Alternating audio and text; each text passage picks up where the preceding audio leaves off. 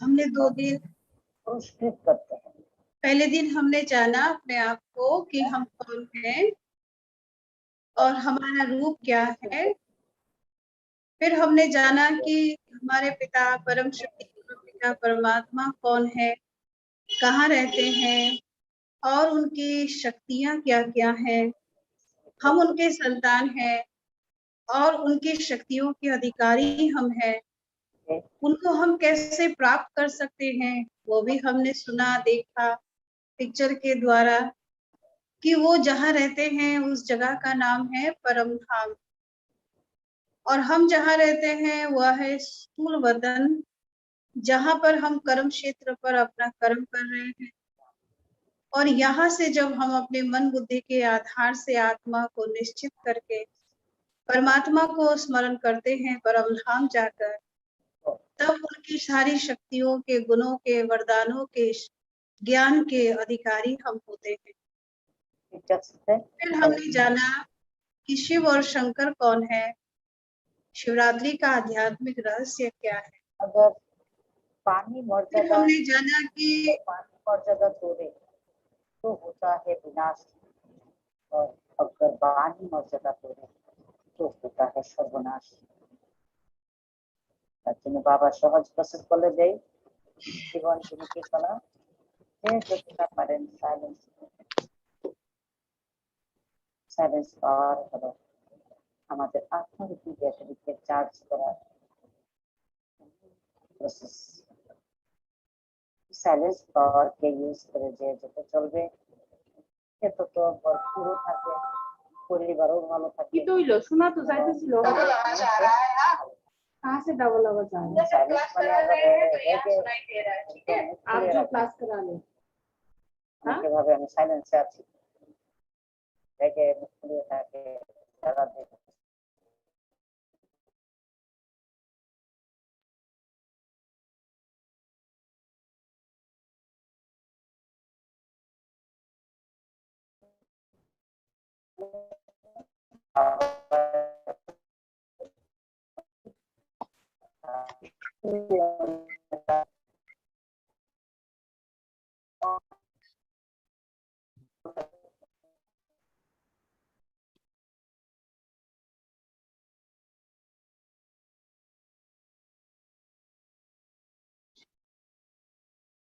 तो आज हम जानेंगे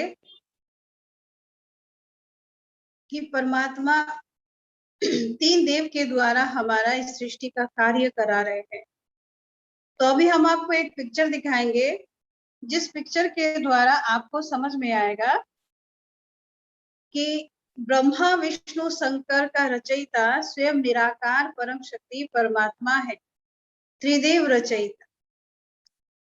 इस पिक्चर में आप देख रहे होंगे कि परमात्मा इस धरा पर आकर के 3 देवों के द्वारा जो कार्य कराते हैं उस कार्य में पहला कार्य है स्थापना का, दूसरा कार्य है पालना का और तीसरा कार्य है संहार।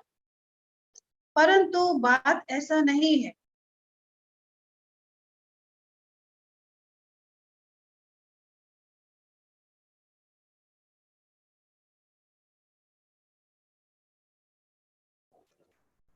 করে দেবো এটা থেকে মানে যে যাই উপার্জন করে বা সংসারে যাই গৃহকর্তা উপার্জন করে নিয়ে আসে বা ছেলে উপার্জন করে নিয়ে আসে।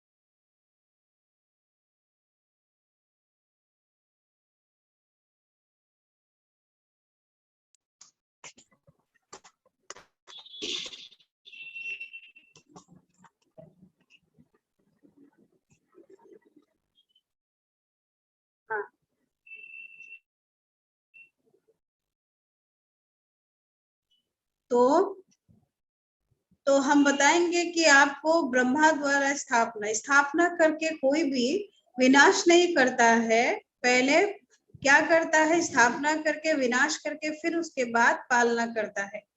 तो हम जानते हैं कि ब्रह्मा के द्वारा भाग्य स्थापना होता है, रचना होती है। तो यहाँ पर हम तीन देव को देखेंगे, ब्रह्मा को देखेंगे वृद्ध अवस्था में, और शंकर को देखेंगे, उनके शरीर में कोई इतना वस्त्र भी नहीं है, सजावट भी नहीं है। और इधर हम विष्णु को जब देखते हैं तो वो इतने गहनों से, अच्छे कपड़ों से सुसज्जित सजे हुए रहते हैं। तो इसका रहस्य क्या है, कारण क्या है? तो ब्रह्मा को ऐसा दाढ़ी वाला या फिर वृद्ध क्यों दिखाया है? कारण ये है कि ब्रह्मा थे वृद्ध। वृद्ध मतलब वार्धक्य। वार्धक्य कहाँ आता है? वार्धक्य तभी आता है जब मनुष्य योनि में मनुष्य आत्मा बनते हैं, तो मनुष्य के अंदर वार्धक्य आता है। इधर विष्णु को तो कभी हमने वृद्ध देखा ही नहीं, शंकर को तो हमने कभी वृद्ध या वार्धक्य देखा ही नहीं। तो ब्रह्मा को ऐसा दिखाने का मतलब है कि ब्रह्मा मानस पुत्र थे, और मानस पुत्र होने के कारण से स्वाभाविक है कि वो कर्म स्थल पर आए थे, और कर्म स्थल पर आते हुए उन्होंने जो कर्म किया उसके आधार पर उनका यह ऐसा रूप होता है। लेकिन यहाँ जो आप पिक्चर देख रहे हो, इनका देख रहे हो सिंगल एक ऐसे ही वृद्ध बैठे हुए हैं, और वो ब्रह्मा को हम देखते हैं चार शीश वाला, चार माथा वाला।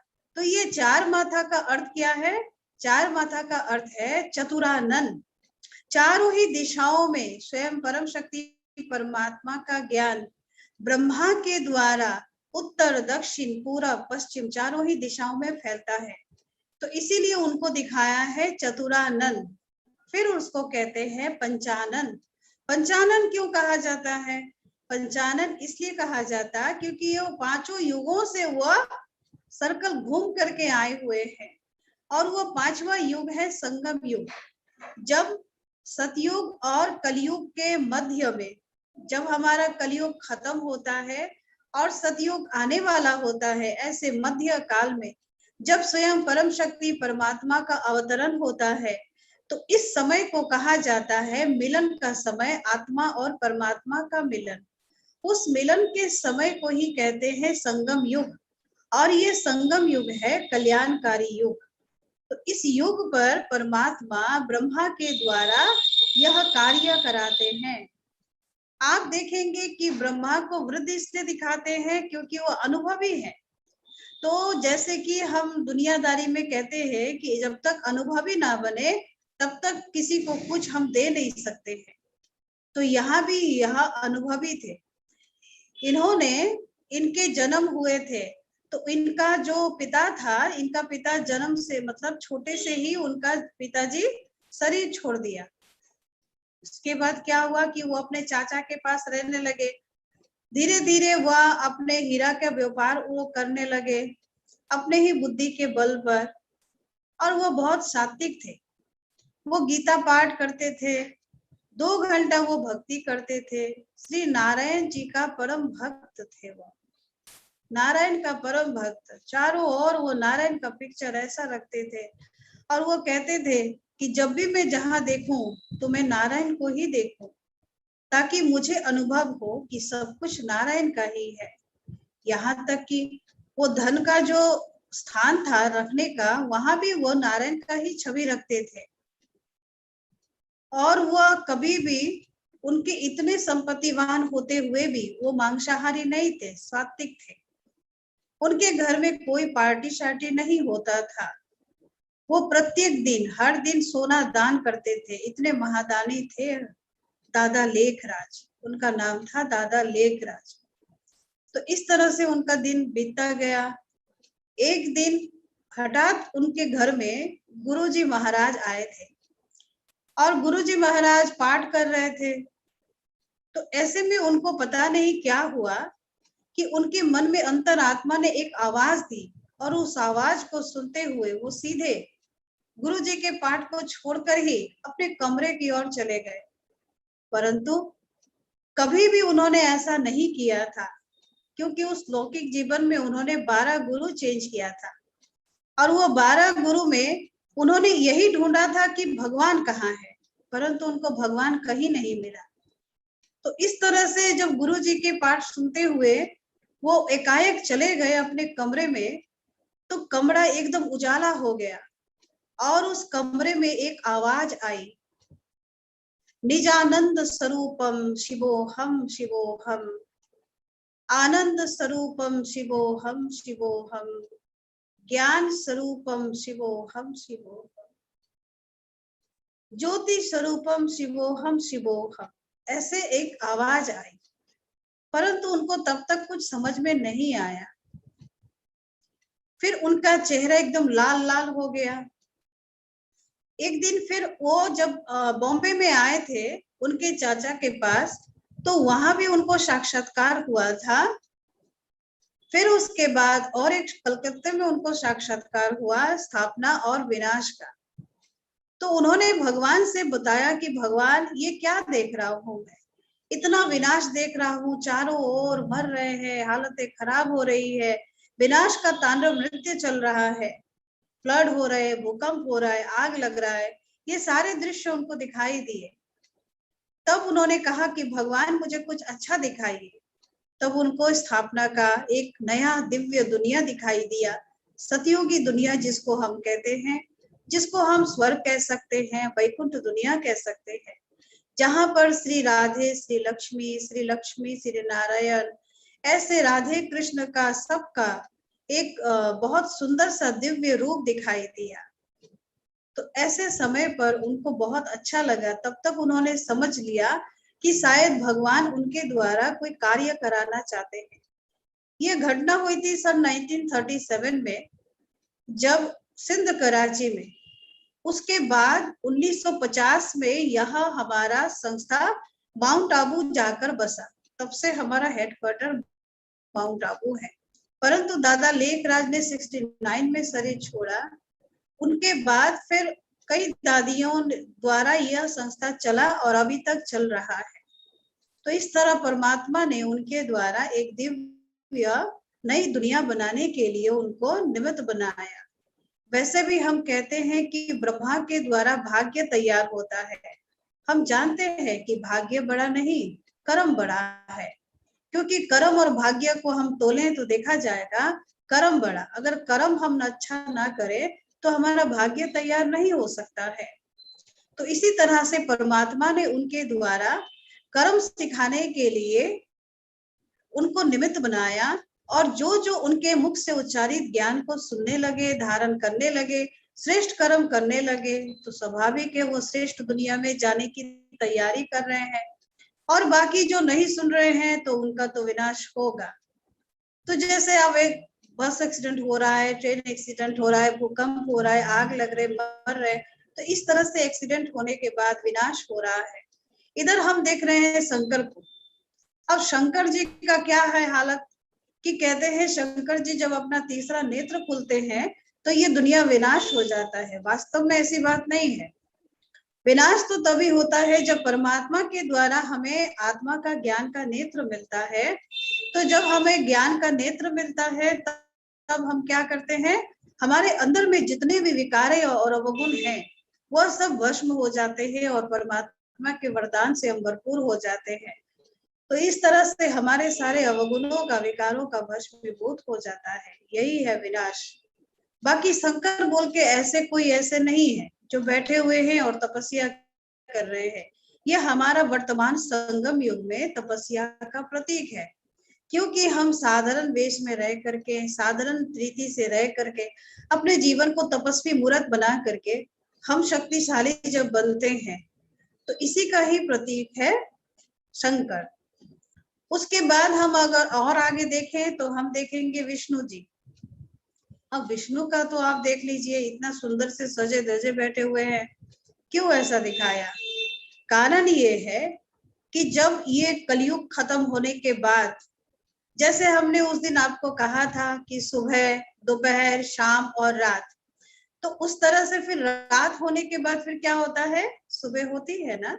इसी तरह से कलयुग के बाद होगा सतयुग, और वो सतयुग में जब हम जाएंगे तो हम विष्णु के द्वारा पालना पाएंगे। विष्णु के हम देखते हैं 4 हाथ है, 2 पैर है और एक शीश है, यानी माथा है। आखिर ऐसा रूप क्यों दिखाया कि भगवान का 4 हाथ होगा और 2 पैर होगा, एक माथा होगा? ऐसा तो हो नहीं सकता। अगर हम उनको विचार करें ध्यान से तो 4 हाथ के हिसाब से उनके पैर 4 होने चाहिए और सिर तो 2 होना चाहिए, परंतु 4 है। यह किसके प्रतीक है? यह है डबल कंबाइंड रूप, 2 लक्ष्मी और 2 नारायण। श्री लक्ष्मी का 2 हाथ का रूप और श्री नारायण का 2 रूप है, इसीलिए उनके कंबाइंड रूप यानी एकत्रित रूप को कहा जाता है विष्णु। ना लक्ष्मी के अंदर 5 विकारों का कोई वेश होता है और ना ही नारायण के अंदर 5 विकारों का वेश होता है, तो दोनों की कंबाइंड रूप को कहा जाता है विष्णु।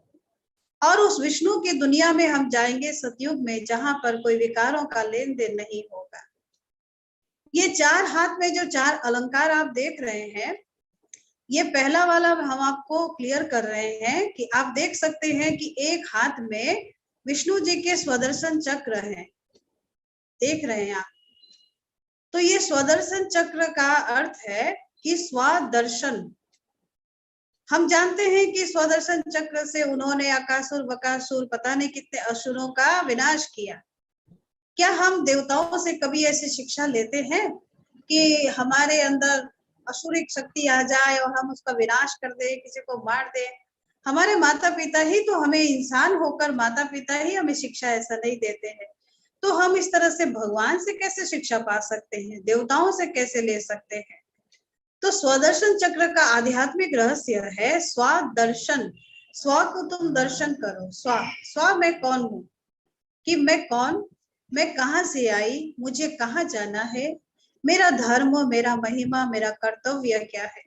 और जब मैं उस आधार से अपने आप को सोचती हूँ, सोचने के बाद फिर मैं जानती हूँ कि अरे मैं तो परमात्मा की संतान, सतयुग की वह देवी देवताओं के जैसे मालिक थी मैं, मेरे अंदर सारे गुण शक्तियां ज्ञान भरे हुए थे।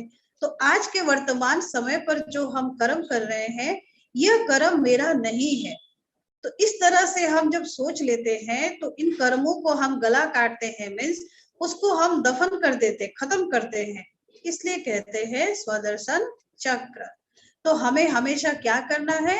ना ही पर दर्शन, ना ही पर चर्चा, ना ही पर निंदा करना है, तो हमें स्वदर्शन करना है, अपने गुणों का दर्शन करना है, अपने शक्तियों का दर्शन करना है। आप दूसरे हाथ में देख रहे हैं शंख है। शंख का रहस्य है शंख ध्वनि।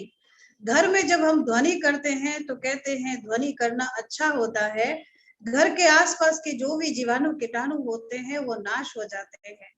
तो आध्यात्मिक रहस्य है कि आज जो ये परमात्मा आ करके हमें ज्ञान की ध्वनि सुना रहे हैं, यह ध्वनि जब आप भी आज सुन रहे हो, आप अपने अपने घरों में बैठ करके सुन रहे हैं, तो जैसे जैसे हम इन कानों से सुनते जा रहे हैं, तो अंदर में जो हमारे अंदर, उस दिन मैंने कहा था ना आपको कि हमारे घर एक घर है, ये बॉडी एक घर है, इसमें अंधेरा पड़ा हुआ है।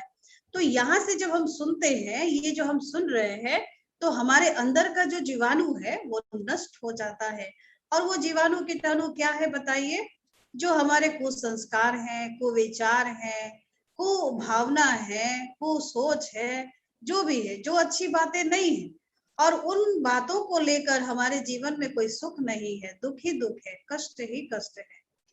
तो इस तरह से यह शंख ध्वनि, पवित्र ज्ञान की ध्वनि, जिस ध्वनि को सुनते हुए हमारा जीवन परिवर्तन हो जाता है।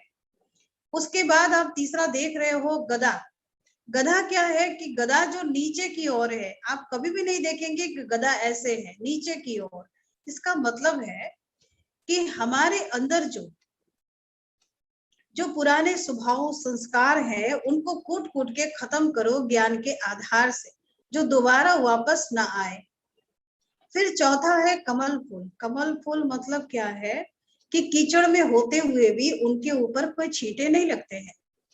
इसी तरह से हम भी इस नरक की दुनिया में हैं, पतितों के साथ हैं, गंदे विचार वालों के साथ रहते हैं। दुनिया में पापाचार, भ्रष्टाचार, अत्याचार, अनाचार बहुत बढ़े हुए हैं। तो ऐसे समय पर हम यही हैं, यहाँ होते हुए भी हम कमल पुष्प के समान न्यारे और प्यारे, यानी डिटैच, आकर्षण मुक्त, आकर्षण विकर्षणों से मुक्त होकर के हम जब रहते हैं तो इसको ही कहते हैं कमल पुष्प समान जिंदगी बिताना। हम कहाँ जाएं दूसरा दुनिया ढूंढने, इसी दुनिया में हमें रहना पड़ेगा। हमको भी बाहर जाना है, हम गुफाओं में चले जाएं, कंदराओं में चले जाएं, कहीं भी चले जाएं, जंगल में चले जाएं, लेकिन संसार की हालत क्या होगी? आखिर तो संसार वालों को ही अशांति है ना। तो इसी दुनिया में होते हुए पुरानी बातों को, पुराने संस्कारों को, पुराने जितने भी बातें हैं उनको छोड़कर हम कमल पुष्प समान जीवन बिताते हैं। इसी तरह ये चारों अलंकारों का आध्यात्मिक रहस्य जानकर जो नर जीवन में धारण करता है वो नर नारायण कहलाता है, और जो नारी जीवन में धारण करती है वो नारी लक्ष्मी बन जाती है। इसलिए कहा था हमने कि परमात्मा लक्ष्मी को, नर को नारायण बनाने आए हैं और नारी को लक्ष्मी बनाने आए हैं। फिर आप विष्णु के देखेंगे कि उनके माथे पर मुकुट है, एक रत्न जड़ित मुकुट है और पीछे एक चक्र का एक सर्कल आप देख रहे होंगे। तो इसका मतलब आध्यात्मिक रहस्य है कि हमने आपको पहले ही कहा था ये कोई राजनीतिक संस्था नहीं है, ये कोई धार्मिक संस्था नहीं है, ये क्या है? शिक्षा केंद्र है, जिसको हम कॉलेज भी कहते हैं, पाठशाला भी कहते हैं, यूनिवर्सिटी भी कहते हैं। तो यहाँ पर पढ़ाई होती है, किसकी पढ़ाई? स्वयं परम शक्ति परमात्मा की पढ़ाई, जिस पढ़ाई से हम जीवन की हर परीक्षाओं को पास करते हैं। तो ये पढ़ाई को स्वाभाविक है, हर धर्म के, हर उम्र के लोग यहाँ पर आकर पढ़ सकते हैं, अपने जीवन में कल्याण कर सकते हैं। तो इस पढ़ाई को सब एक जैसा तो नहीं ले सकते हैं, कोई अगर बहुत अच्छा से लेते हैं तो उनके लिए बहुत बड़ा पद मिल जाता है, यानी बड़ा सा मुकुट, जैसे महाराजा बनते हैं तो उनके लिए बड़ा सा मुकुट होगा, और कम पढ़ेंगे कम पद मिलेगा तो छोटा हो जाएगा। तो इसीलिए रत्न जड़ित ताज है ये हमारा। ये हम जैसे जैसे अपने ज्ञान को बहुत धारण करते जाएंगे, बहुत आगे बढ़ते जाएंगे, उस आधार से हमें ये नई दुनिया में ऐसे मिलेगा। फिर उसके बाद है पीछे का चक्र, वो है पवित्रता की प्रतीक, क्योंकि जितना हमारे अंदर पवित्रता की शक्ति आ दी जाएगी, हमारे अंदर एक प्रकाश का काया दिखाई देगा। आप देखिएगा कोई बहुत तपस्वी होते हैं तो कहते हैं उसको देखकर एक प्योरिटी की शक्ति, मतलब एक पवित्रता, स्वच्छता का एक शक्ति अनुभव होता है। तो इसका मतलब है कि हम डबल मुकुट के मालिक बनते हैं, रत्न जड़ित ताज और पीछे चक्र का ताज, मतलब सुख और शांति, दोनों ताजों के मालिक बन जाते हैं जब हम ईश्वरीय पढ़ाई को बहुत ध्यान से पढ़ करके अपने जीवन को सफल करते हैं आगे कई जन्मों के लिए। फिर हम देखते हैं विष्णु के गले में कई सारा माला पड़े हुए होते हैं, तो इसमें है 8 माला, 108 माला और 16,108।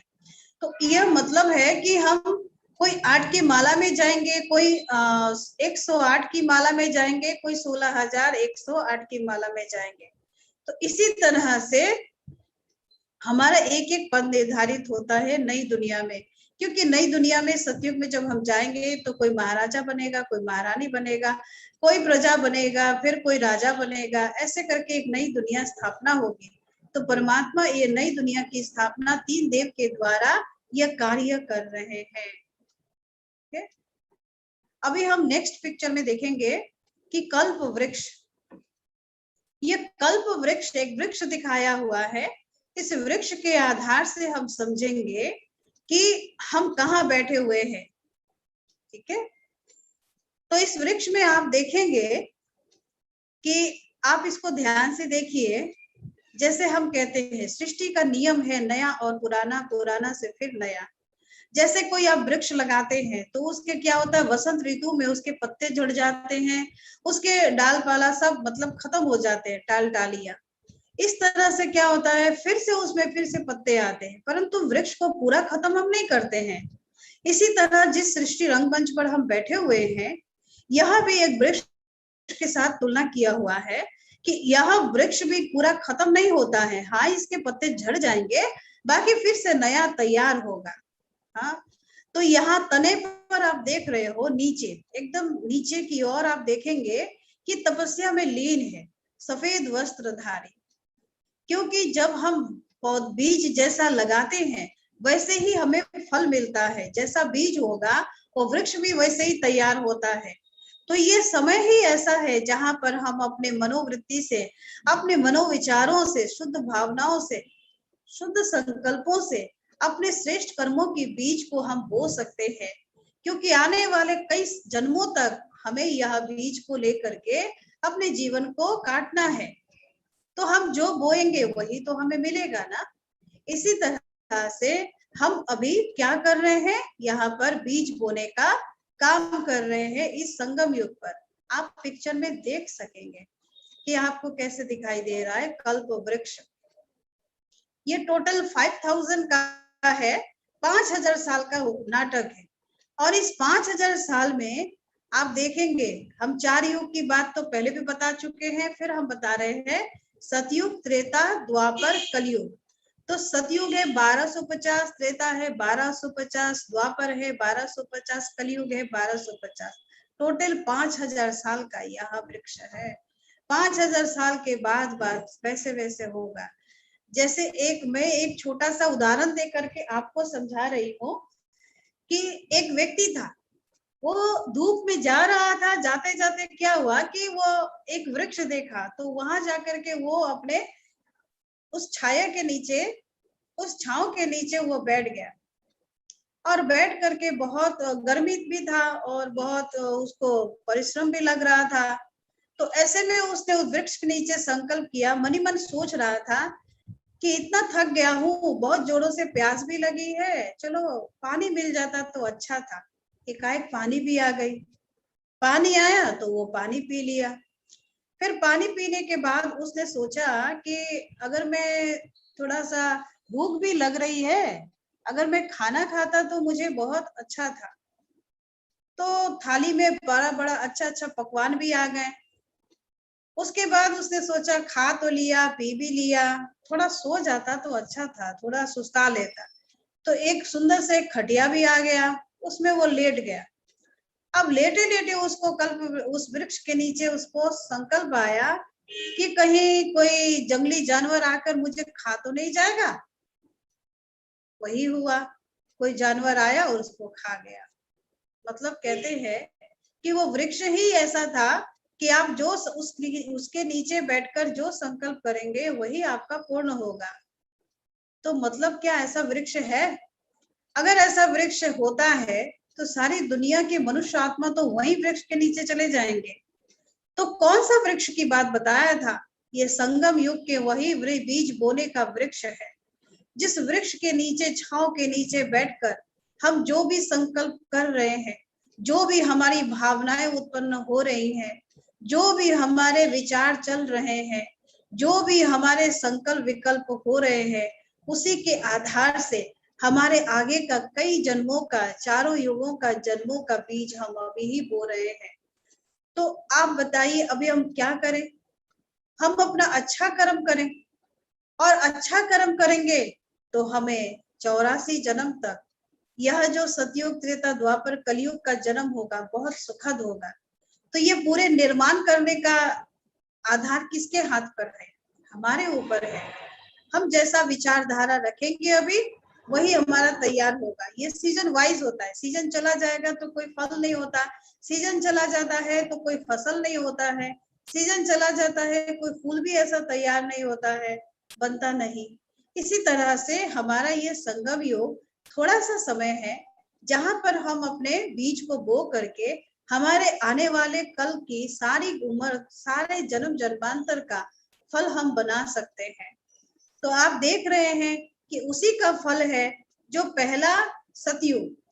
क्योंकि जब हम एक बीज लगाते हैं तो उसमें 2 पत्ते निकलते हैं, एक डाली पर निकलता है, और वो एक डाली में क्या होता है? एक होता है। यानी जब हम सतयुग में थे तो हम एक जाति, एक धर्म, एक भाषा, एक वर्ण के थे। उसके बाद धीरे धीरे सतयुग से हम पार हुए तो फिर त्रेता में आए। जब हम त्रेता में आए तो त्रेता में आने के बाद भी वो पौधा भी थोड़ा बड़ा ही हो रहा है, मतलब 2 डालों में नहीं गया, एक ही डाली पर पड़ा हुआ है। तो इसको हम क्या कहते हैं कि एक ही डाली में होने के कारण यहाँ भी हमारा एक जाति, एक धर्म, एक भाषा, एक वर्ण होता है। यहाँ हम देवी देवताएं कहलाते हैं, यहाँ हमारे सारी शक्तियां कायम रहती है। फिर उसके बाद थोड़ा और आगे आते हैं, वृक्ष थोड़ा और बड़ा होता है तो आप देखेंगे वृक्ष 2 डालों में ऐसे करके हो जाता है, 2 डालों में बंटवारा हो जाता है। इसका मतलब क्या हुआ कि 2 डालों में चला गया, यानी 2 मत हो गई। अब इसकी मत ना मिले इसके साथ, उसकी मत ना मिले इसके साथ, तो 2 मतों में जब चलने लगे तो स्वाभाविक है कोई ना कोई कुछ नया कुछ चाहिए। पहले तो एक था, किसी के साथ कोई द्वेष नहीं था, राग नहीं था, कुछ नहीं था। तो द्विमत जब होने लगा द्वापर में, तब क्या हुआ, आज से 2500 वर्ष पहले कौन आए थे? पहले पहले आए थे हमारे इब्राहिम। इब्राहिम आकर के इस्लाम धर्म को स्थापना किया। फिर उसके बाद धीरे धीरे गौतम बुद्ध आए। गौतम बुद्ध आकर के उन्होंने बहुत अच्छे से सबको ज्ञान सुनाया। उन्होंने कहा धर्म ही श्रेष्ठ, कर्म ही श्रेष्ठ, दुनिया की हालतों को देख करके। लेकिन उनकी बातें भी कई लोगों ने सुना तो कई लोगों ने नहीं सुना। इस तरह से बौद्ध धर्म स्थापना हो गया। यहाँ मैं आपको धर्म की बात बताऊंगी कि कैसे कैसे हमारे एक एक डाल डाली बढ़ रहे हैं, मतलब धर्म हमारे अलग अलग संख्याओं में बढ़ता जा रहा है, अलग अलग धर्मों में अलग अलग लोग बैठते जा रहे हैं। तो यहाँ पर इब्राहिम ने इस्लाम धर्म स्थापन कर दिया, गौतम बुद्ध ने बौद्ध धर्म स्थापन कर दिया। 2500 वर्ष पहले आए थे इब्राहिम। साढ़े 2200 वर्ष पहले आए थे गौतम बुद्ध। उसके बाद आए थे जीसस क्राइस्ट। जीसस क्राइस्ट भी आए तो उन्होंने भी क्रिश्चियन धर्म स्थापना किया। उन्होंने दुनिया की हालतों को देख करके भाईचारे का ज्ञान दिया। परंतु क्या हुआ, शेष विशेष उनको ही क्या किया गया, उनको ही क्रॉस पर चढ़ा के मार डाला गया। तो 2000 साल पहले जीसस क्राइस्ट आए हुए थे। उसके बाद 1500 वर्ष पहले आए थे शंकराचार्य। शंकराचार्य आकर के जब दुनिया की हालतें ऐसा देखा तो उन्होंने क्या किया, उन्होंने कहा कि देखो ऐसे ऐसे हालतें हो रही है लोगों के अंदर। तो कई ऐसे ऐसे उन्होंने जब ज्ञान सुनाया तो लोगों के अंदर वैराग्य आने लगा। तो इस तरह से संन्यास धर्म भी स्टार्ट हो गया। इस तरह से कितने सारे धर्म आने लगे। तो द्वापर में ये सारे धर्म स्थापना होना शुरू हो गया। फिर वृक्ष तो बढ़ेगा ना, वृक्ष और बढ़ते बढ़ते बढ़ते बढ़ते और बढ़ने लगा, चला आया कलयुग। और कलयुग के शुरू में फिर कई सारे आत्माएं आने लगे। यहाँ पर गुरु नानक जी आए। गुरु नानक जी आने के बाद कलयुग में आए थे गुरु नानक जी। गुरु नानक जी यहाँ पर आने के बाद उन्होंने सिख धर्म को स्थापना कर दिया। तो इस तरह से हमने क्या किया, हमने कहा। फिर मोहम्मद आए। मोहम्मद आकर के इस्लाम धर्म को स्थापना किया। इस तरह से कई धर्म स्थापना हो चुके। उसके बाद महात्माएं आए, बड़े बड़े अच्छे कार्य करके दिखाया, महान महान कार्य करके दिखाया, ताकि हम अपने में एकत्रित हो जाए, हमें कुछ अच्छी शिक्षाएं मिल जाए। लेकिन हम बंटवारा होते गए। फिर उसके बाद पुण्य आत्मा आने लगे। पुण्य आत्मा आए तो उन्होंने गुरु गोसाई, उन्होंने हमें शिक्षा दिया। लेकिन हम और लड़ने लगे और हमारे में द्वैत भाव आने लगे, हमारे अंदर और भेद शुरू हो गया। अब कोई किसी की नहीं मान रहा है। ऐसे करते करते करते करते कई लोग आने लगे, हमें अच्छा रास्ता दिखाने लगे। अब क्या हुआ कि दुनिया में ऐसे हालतें हो गई कि हम लड़ना शुरू कर दिया, और ऐसे लड़े कि एक दूसरे का हम दुश्मन बन गए। इसलिए कहते हैं यादव, कौरव और पांडव। तो कौन है वो पांडव और कौन है यादव और कौन है कौरव? कौरव वही है जो आज ये बॉम्ब्स बना रहे हैं, तैयारी कर रहे हैं। यादव जो अपने ही हाथों से सब सर्वनाश कर रहे हैं। और पांडव कौन है? जब ऐसे समय पर, इस परिस्थिति पर स्वयं परमात्मा इस धरा पर प्रकट होते हैं, प्रजापिता ब्रह्मा के तन पर, जिनका हमने अभी कहा उनका पूर्व नाम था दादा लेखराज। बाद में परमात्मा ने उनका नाम दिया प्रजापिता ब्रह्मा। तो प्रजापिता ब्रह्मा के तन में अवतरित होकर के परमात्मा ने जो ज्ञान दिया, उस ज्ञान के आधार से सबको एकत्रित करने के लिए कहा। परंतु क्या हुआ कि लोग अपने आप मरने लगे, लड़ने लगे। इसीलिए यहाँ पर आपने देखा कि देखो कैसे विनाश हो रहा है। तो आने वाले समय पर विनाश का तांडव नृत्य होगा। बम ब्लास्ट होंगे, भूकंप होगा, आग लगेगा, मरेंगे। वैसे भी हम कई देख चुके हैं, अभी तक तो हम कई दृश्य ऐसे देख चुके हैं, अभी और होने वाला है, क्योंकि दुनिया में पाप इतने बढ़ गए हैं, इतने भ्रष्टाचार बढ़ गए हैं कि इस दुनिया को खात्मा होना ही है। तो आप देख रहे हैं कि एक मतलब 2 बिल्ली लड़ रहे हैं और मक्खन बीच में हमें मिल जाएगा। एक आप गोपाल का चित्र भी देख रहे हैं, इस गिरधर गोपाल। तो गोपाल का चित्र ऐसा क्यों है? वो मतलब क्या है, घुटने टेके हुए, हाथों में हाथ को आगे बढ़ाए हुए, एक पैर को पीछे देते हुए, ऐसा क्यों दिखाया हुआ है?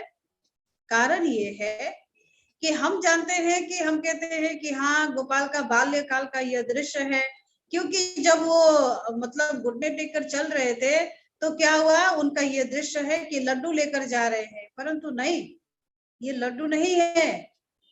या अभी आपको हम बताएंगे कि ये गिरधर गोपाल को ऐसा क्यों दिखाया है।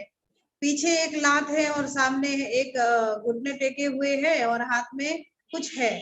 तो वो हाथ में है कि आने वाला दुनिया जो स्वर्ग बन रहा है, उस स्वर्ग का पहला प्रिंस होगा श्री कृष्ण।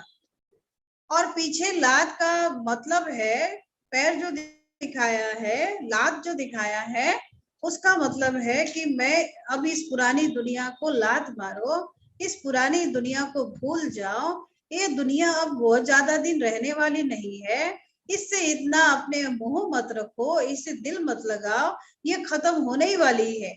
यहाँ रह करके कुछ अच्छे कर्म करके चलो मेरे साथ सतयुगी नई दुनिया में, जिसको हम हेवन भी कहते हैं, जन्नत भी कहते हैं, हाँ, हमें स्वर्ग भी कहते हैं, वैकुंठ भी कहते हैं।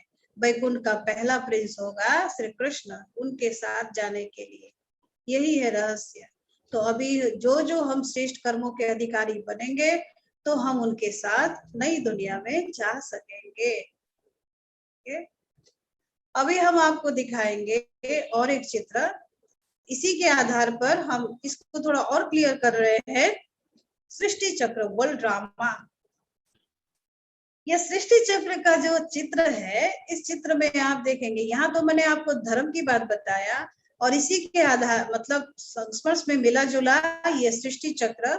उसके बाद जब हम आपको दिखाएंगे सीढ़ी का चित्र, तब आपको और क्लियर होगा।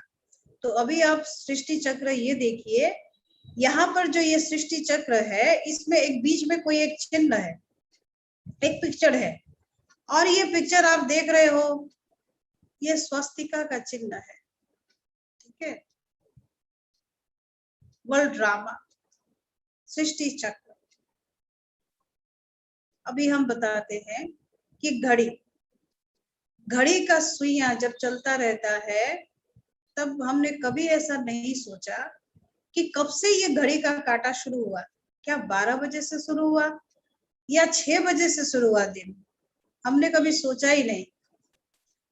सबने कहा 12 बजे के रात 12 बजे के बाद फिर नया दिन शुरू होता है, तो हमने कहा ठीक है, नया दिन शुरू हो गया। इसीलिए जब हम नया साल हैप्पी न्यू ईयर मनाते हैं, तो हम क्या कहते हैं, जब रात के 12 बजता है तो कहते हैं हैप्पी न्यू ईयर, मतलब नया साल स्टार्ट हो गया है, नया दिन नया साल शुरू हो गया है रात के 12 बजे। तो क्या रात के 12 बजे ही शुरू हुआ था, या सुबह 6 बजे शुरू हुई थी, या फिर 7 बजे शुरू हुआ था? कोई बोल नहीं सकता। वो घड़ी के कांटा घूम रहा है, कभी 6 बज रहा है, कभी 7 बज रहा है, एक बार सुबह को 6 बज रहा है तो फिर शाम को भी 6 बज रहा है, एक बार सुबह को 7 बज रहा है तो फिर शाम को भी 7 बज रहा है। वो बारंबार घूमता जा रहा है। इसी तरह से इसका कभी खात्मा नहीं है, कभी तो बैठा हुआ नहीं है, स्थिर नहीं है। हमारा भी यह सृष्टि चक्र, जहां पर हम इस धरा पर आए हैं, इस सृष्टि रंगमंच पर नाटक करने के लिए, यह भी हमारे घड़ी के कांटा के जैसा दिन ब दिन सालों साल घूमता जा रहा है। इसी को कहते हैं सृष्टि चक्र, नया और पुराना। ना ये नया है और ना ये पुराना है, अनादि। ये अनादि काल से चला आ रहा है, ना हम इसको आदि कह सकते हैं, ना इसका हम अंत कह सकते हैं। ये अनादि चला आ रहा है, अनादि चक्र, इसको कहते हैं अनादि चक्र। और इस चक्र में आप देख रहे हो एक स्वस्तिका का चिन्ह दिखाई देता है। ये स्वस्तिका का चिन्ह क्यों दिखाया है? स्वास्तिका, स्वस्तिका अस्थि कहा, इसका अर्थ है कि हम शुभ, अस्थि का मतलब शुभ लाभ, शुभ लाभ। इसीलिए क्या होता है, जब हम इसको चिन्ह बनाते हैं तो शुभ लाभ लिखते हैं, शुभ माना अच्छा। तो इसी तरह से इस स्वस्तिका के चिन्ह के अंदर आप 4 युग दिखाई दे रहा है, सतयुग युग और त्रेता युग, द्वापर युग और कलयुग। तो सतयुग को आप ख्याल कीजिए, वो दायां तरफ दिखाई दे रहा है, दायां तरफ है, और जो कलयुग और द्वापर है वो बायां तरफ है। बायां मतलब राइट और लेफ्ट। तो राइट की तरफ है सतयुग त्रेता और लेफ्ट की तरफ है द्वापर कलयुग। हम जानते हैं कि 4 युग 4 धर्म, 4 धर्म कहते हैं हिंदू, मुस्लिम, सिख, ईसाई। अब हम आपको पहले इस बात का थोड़ा क्लियर करते हैं कि हिंदू, मुस्लिम, सिख, ईसाई। अभी आप बताइए कि मुस्लिम की अगर धर्म स्थापक के नाम बताएं तो हम आप क्या बताएंगे कि मुस्लिम के धर्म स्थापक कौन है? हजरत मोहम्मद है। हाँ, इस्लाम धर्म का धर्म स्थापक कौन है? इब्राहिम है। इसी तरह से बौद्ध धर्म का धर्म स्थापक कौन है? गौतम बुद्ध है। क्रिश्चियन धर्म का धर्म स्थापक कौन है? जीसस क्राइस्ट है। हम बोल सकते हैं, परंतु क्या आप इतने बोल सकते हैं कि हिंदू धर्म का धर्म स्थापक कौन है? क्योंकि हम हिंदू धर्म में इतने सारे देव देवियों की हम 12 मास में 13 पूजा करते रहते हैं कि पता नहीं कौन से देवी और कौन सा देवता हमारे माता लगते हैं, पिता लगते हैं। बहुत सारे देव देवियों की हम पूजा अर्चना करते हैं। इसमें से हमारा धर्म स्थापक कौन है, आज तक हमें यही नहीं पता चला। ये कैसे हुआ? क्यों ऐसा हुआ? कारण ये है कि हिंदू बोल के कोई धर्म था ही नहीं, हिंदू बोल के कोई ऐसे धर्म है ही नहीं। अब ये हिंदू कहाँ से आए?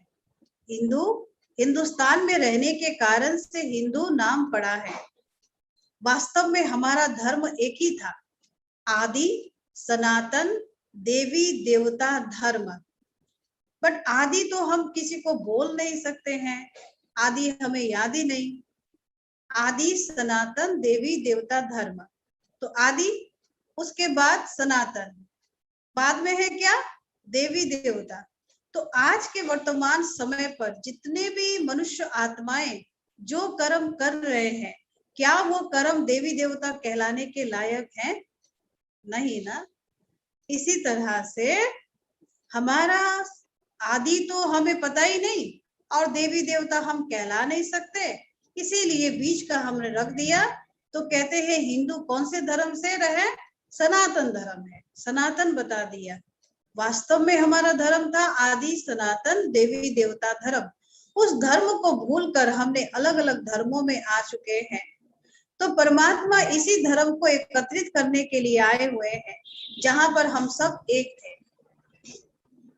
इसी तरह से हमारा 4 युग में जो हम कहते हैं कि यह जो धर्म है, तो वो धर्म कहाँ चला गया? अब हम देखो एक एग्जांपल बताते हैं। जैसे एक चेयर होता, अब चेयर में 4 पांव होता है कि नहीं? अब एक पैर टूट गया तो क्या होगा? आदमी उससे गिर जाएगा।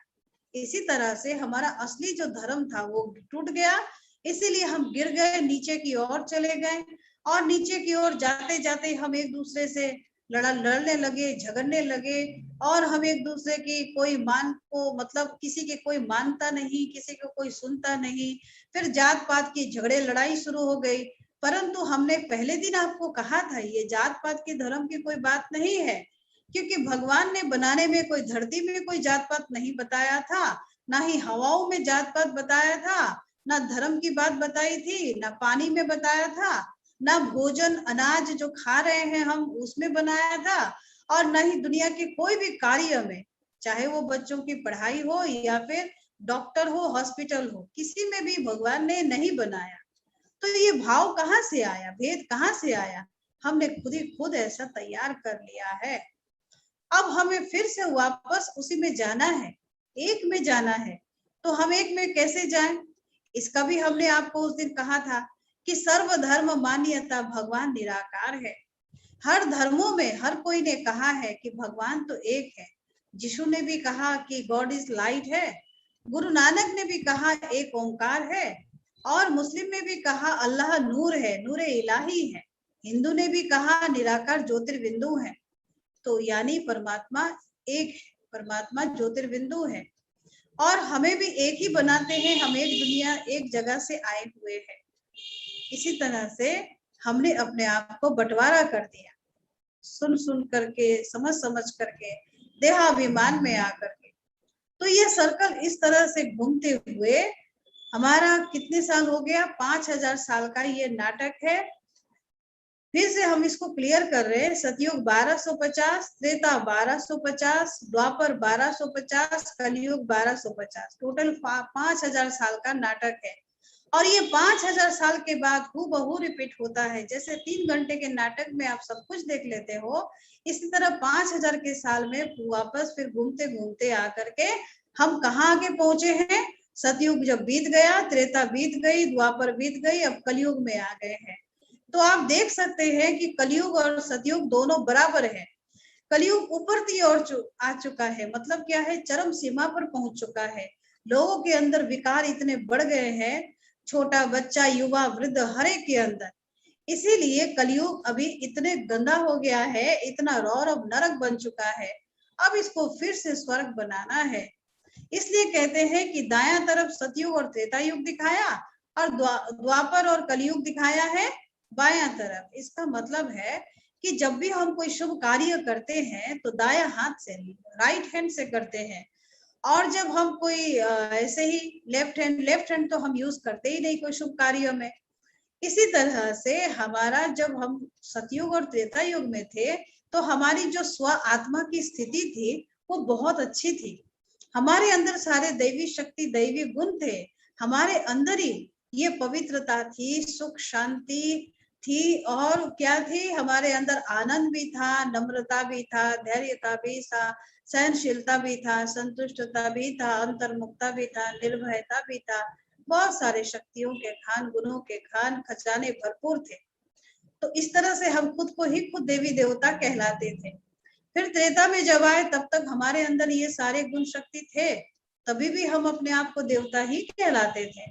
फिर जब हम द्वापर में आए तो और नीचे उतर गए, और कलयुग में आए तो विकारों में लिप्त हो गए। ऐसा विकारों में लिप्त हुए कि सबके हालत खराब हो गए, 5 तत्व सहित नष्ट हो गया। यहाँ तक कि जानवर भी जानवर बन गए। जानवर कैसे जानवर बन गए थे? वो हमारे ही वाइब्रेशन से, हमारे ही मनोवृत्ति, मनोविचार से। तो कलयुग अभी रौरव नरक बन चुका है। इसके बीच में आप देख रहे हो कि कलयुग और सतयुग के बीच में घड़ी की कांटा के जैसा बैठा हुआ है, सफेद सफेद दिखाई दे रहा है। और यहाँ पर प्रजापिता ब्रह्मा और जगदम्बा सरस्वती को दिखाया सफेद वस्त्रधारी। मतलब है कि कलयुग का समय अभी खत्म हो गया है और सतयुग आने वाला है। तो कितना समय रह गया है कलयुग खत्म होने का? कलयुग खत्म होने का सोच लीजिए, जैसे 12 बजता है और 12 बजने में आपका 15 मिनट बाकी है, कहीं आपको जाना है। इसी तरह से इस सृष्टि के अंत में हम आकर पहुंचे हुए हैं। कलयुग अभी बहुत दिन नहीं रहने वाला है, खत्म होने ही वाला है और सतयुग आने ही वाला है। तो ऐसे समय पर जिसको कहते हैं संगम युग, इस युग पर आकर हम खड़े हैं। हमने अभी अच्छा कर्म करके फिर वापस जाना है। 3 घंटे की एग्जाम में जब हम 3 घंटे के एग्जाम देते हैं तो 15 मिनट हमें मिलता है पेपर चेक करने को। इसी तरह से हमारे चारों युगों में हम समय नष्ट कर चुके हैं, समय खत्म हो चुका है।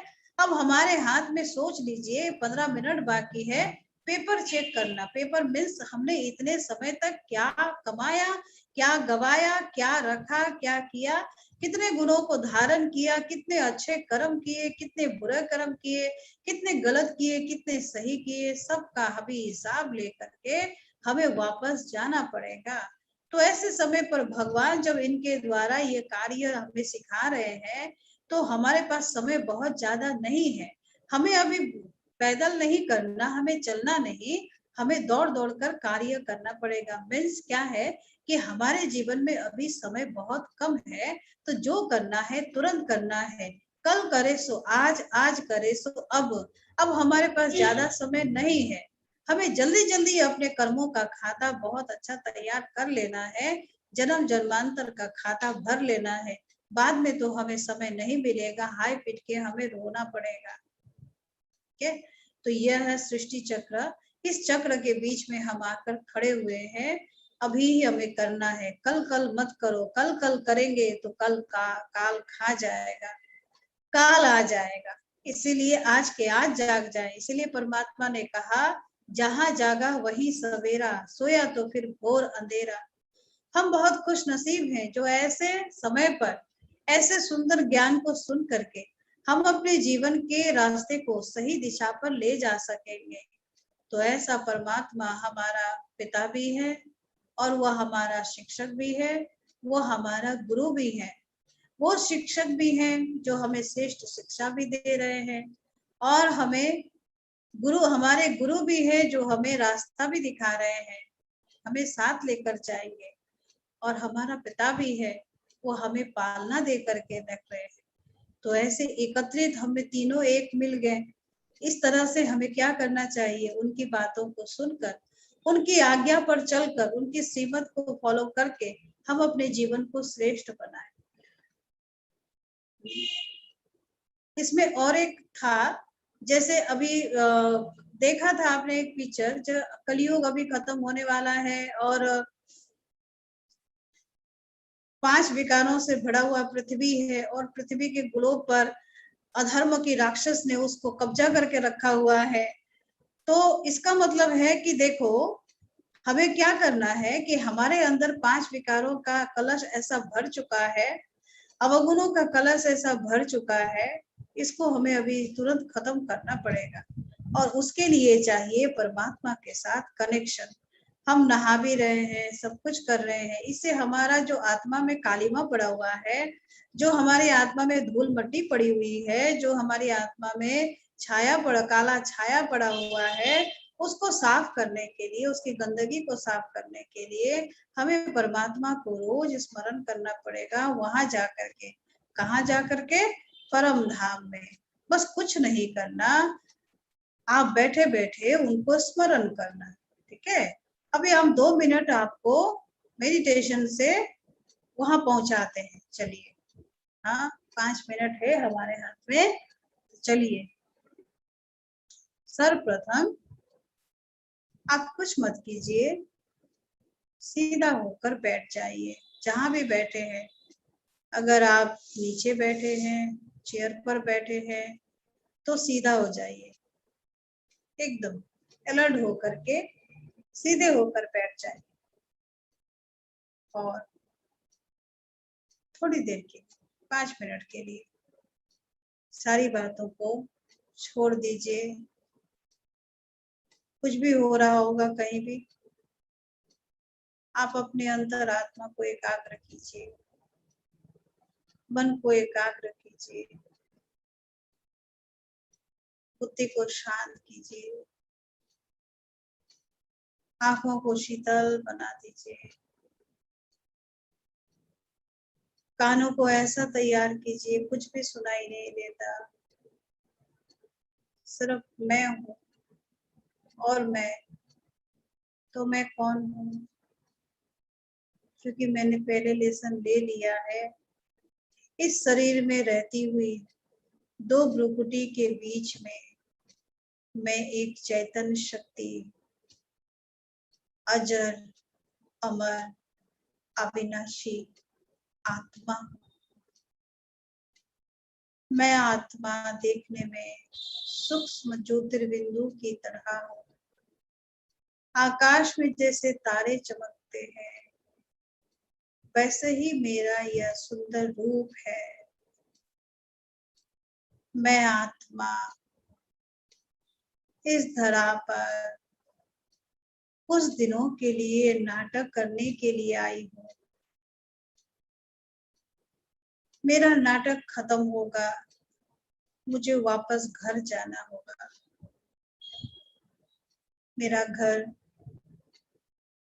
इस पृथ्वी लोक से भी पार, 5 तत्वों की दुनिया से भी पार, बहुत ऊपर में है। तो चले थोड़ी देर के लिए हम जाएं, मन में विचार कीजिए कि मैं शेष विशेष एक आत्मा, मैं देख रही हूँ मेरी आत्मा इस भ्रुकुटी से निकलकर पृथ्वी लोक से पार, 5 तत्वों की दुनिया से पार, सूर्य चंद्र तारा गणों से भी पार, नील आकाश के ऊपर जा रही हूँ। देखें अपने आप को,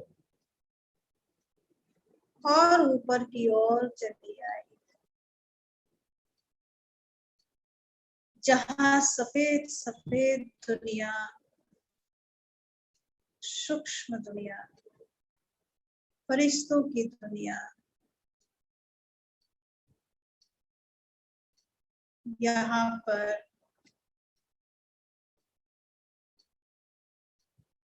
फरिश्ते ही फरिश्ते हैं, और इन फरिश्ते रूप में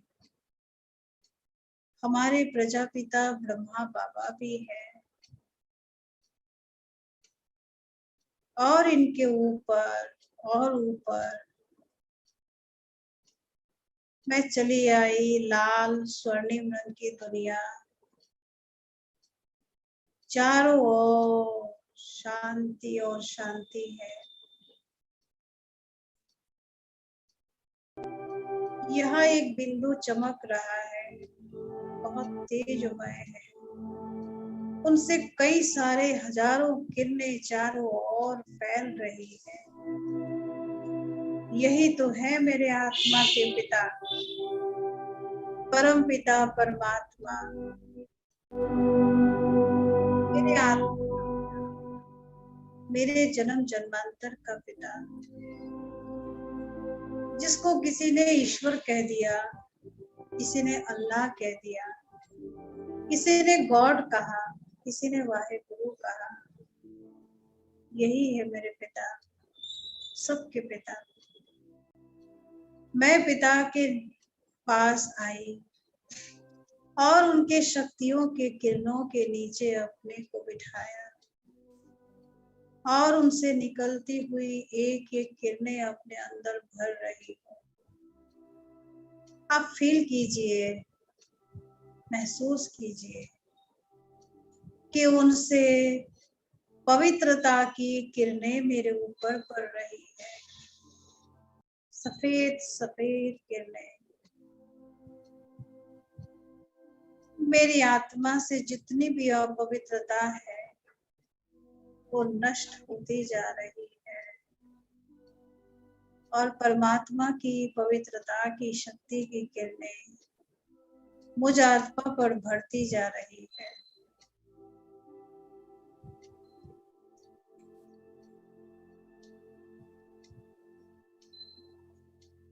परमात्मा से लाल लाल शक्तियों की किरणें भी निकल रही है,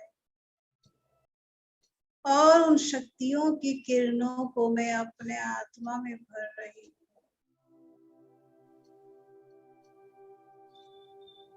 क्योंकि मैं आत्मा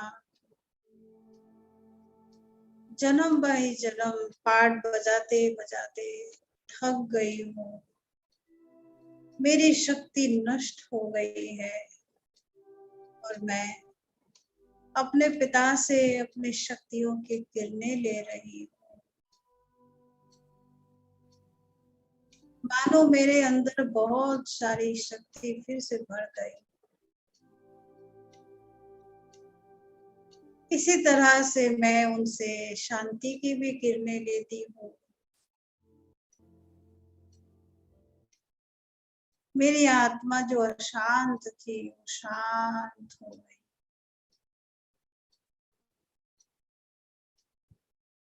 कुछ देर ऐसे ही एक एक शक्तियों का अनुभव कीजिए,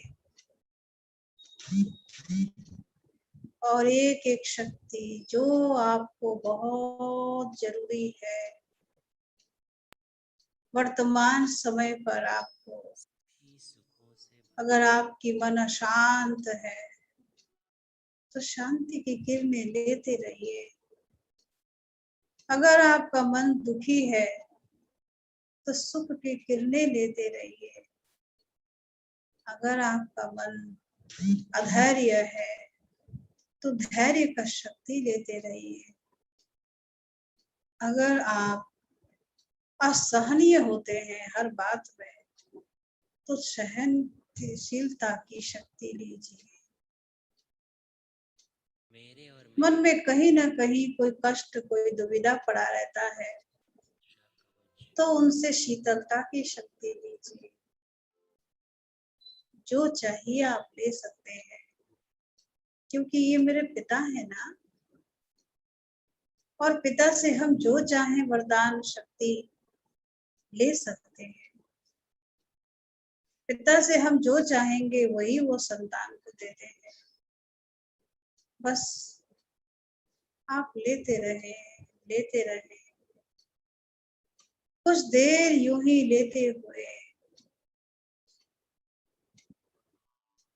फिर भले ही नीचे की ओर उन्हीं रास्तों को पार करते हुए अब अपने शरीर में प्रकृति के बीच में बैठ जाइए और धीरे धीरे अपने आप को देखिए। अगर आपने आंखें बंद की होंगी तो आंखें खोलिए और देखिए कैसा फील हो रहा है। क्या अभी आपको ऐसा होगा कि आप जोर जोर से चिल्लाएं? नहीं होगा ना, क्योंकि अभी आप एक सुंदर आत्मा, नई आत्मा, शक्तिशाली आत्मा है। बस यही है। इसी तरह से आप ये मेडिटेशन, इस राजयोग का ऐसा अभ्यास प्रत्येक दिन कीजिए। आगे चल के आपको और बताया जाएगा, परंतु यह कोर्स करते करते इस तरह से आप प्रत्येक दिन करना मेडिटेशन, फिर आपको बहुत शक्ति मिलेगा, बहुत अच्छा लगेगा। अच्छा, ओम शांति, नमस्कार, धन्यवाद। कल फिर मिलेंगे।